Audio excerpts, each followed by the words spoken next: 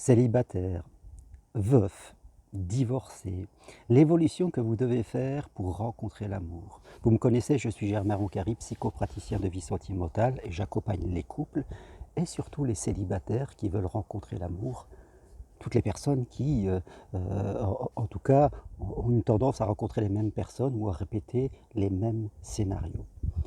N'hésitez pas à prendre rendez-vous avec moi, c'est possible à distance, de chez vous. Toutes les infos sur mon site germainrocari.com ou au bas de cette vidéo sur le texte qui accompagne. Voilà, donnez-vous une chance d'évoluer dans votre vie. Alors, quelle est cette évolution principale? Eh bien, vous savez, Freud, déjà, en son temps, parlait du phénomène de répétition. Tout être humain a tendance à faire toujours plus ou moins la même chose. Et quand ça ne marche pas, il a tendance à insister à faire toujours plus de la même chose. Même si on a la sensation que dans ce phénomène de répétition, on répète des schémas. Et malgré ça, on a tendance à rester à peu près toujours dans notre même mode de pensée, dans des comportements qui sont à peu près toujours identiques. Je crois que l'évolution la plus importante que tous ceux qui ont du mal à rencontrer l'amour doivent faire, c'est changer leur façon de penser et changer leur comportement, c'est-à-dire leur façon d'interréagir avec les autres et avec eux-mêmes.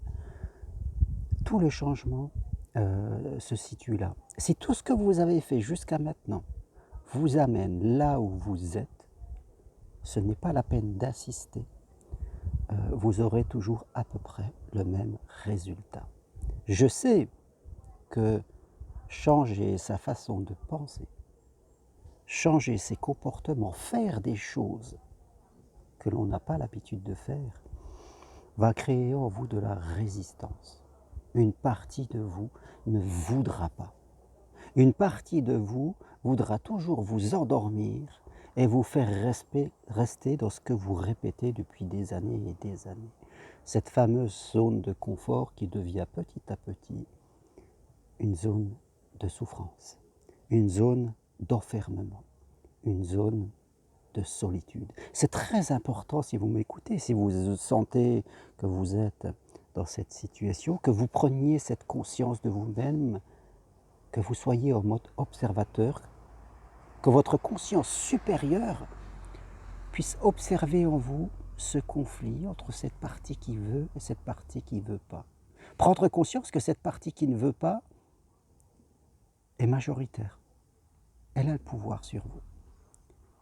Mais déjà en prenant conscience, elle perd un peu de pouvoir.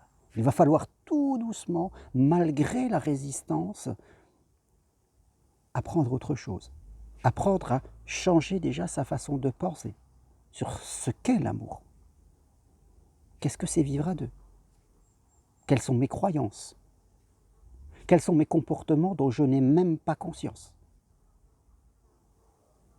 Qu'est-ce que je peux faire pour faire les choses de façon différente? C'est-à-dire arrêter de penser et passer sur agir, mais de façon différente.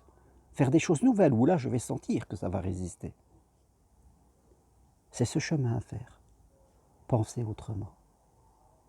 Agir autrement, tout doucement, progressivement, pas à pas.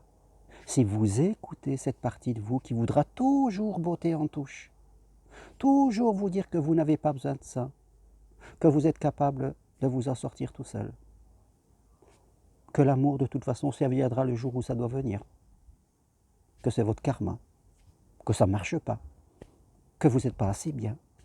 Si vous ressassez toutes ces choses de votre ego malade, vous êtes foutu, vous êtes dans l'ignorance et dans l'inconscience. Rencontrer l'amour, justement, et c'est plus large dans plein d'autres domaines de votre vie, c'est la relation à l'autre. Quand je dis amour, c'est aussi sur votre travail, sur plein de choses. C'est entrer dans la conscience de vous-même, la conscience des autres, la conscience de ce que vous pensez de vous, est-ce utile pour vous, de vos comportements qui en découlent. Et là, vous pouvez vraiment commencer à entrer dans quelque chose d'intéressant.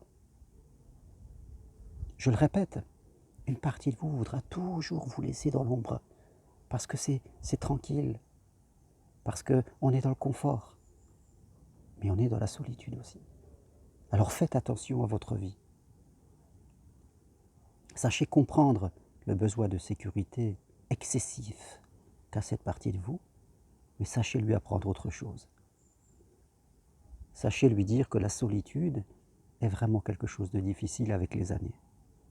Parce qu'on aura vraiment la sensation d'être passé à côté et de ne pas avoir fait l'effort, de ne pas avoir été un peu plus téméraire, un peu plus patient, un peu plus persévérant, qu'on a essayé un peu, mais on a vite abandonné.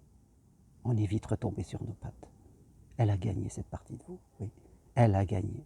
Si vous avez essayé un petit peu et que vous vous êtes retourné là où vous étiez avant, c'est qu'elle a le pouvoir sur vous.